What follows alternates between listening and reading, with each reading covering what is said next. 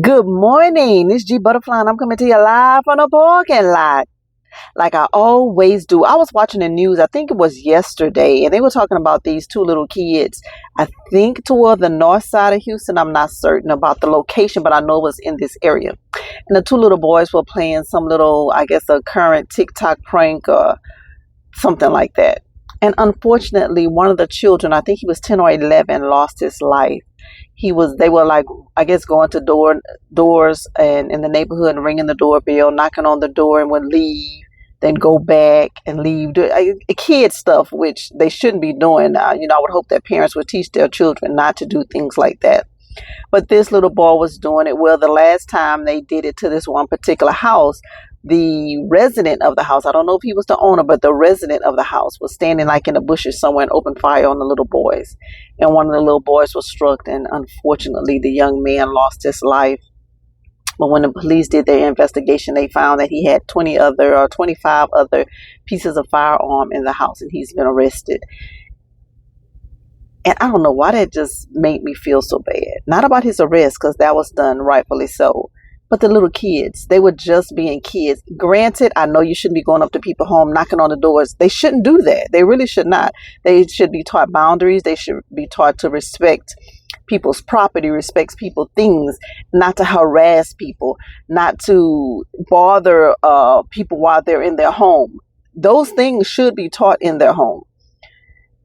But did him playing on that doorbell warrant the young man losing his life? Absolutely not. This is one of those situations where the adult in the home could have told the kids, hey, don't come to my house, stay away from here, blah, blah, blah, or find out where the children live and go speak to the adults about it, call the authorities, do something. But did it warrant this man opening fire on these children? No. There's always a way that you can handle things differently. And with this, I think he put 100 on 10. It didn't warrant opening fire on these children. So it leads me to believe this is something this person probably wanted to do, not necessarily to the children, but wanted to do. And with all that firearm in the house, why do you need that much ammunition in your home? So pray for that family. That was so unfortunate. And just imagine the other little boy that was with him that did not lose his life.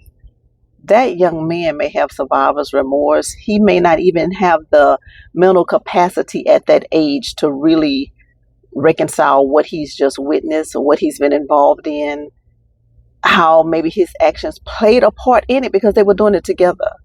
I say, Lord, these poor little children are going to need, that child is going to need therapy.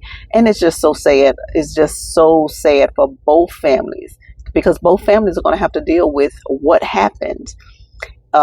Maybe not directly, but definitely indirectly for the little boy that is still here. So keep that family in your prayers. Lord, there's just so much going on. Well, you know what I got to do. Get in the building and go make the donuts. And I'll talk to y'all later. Bye.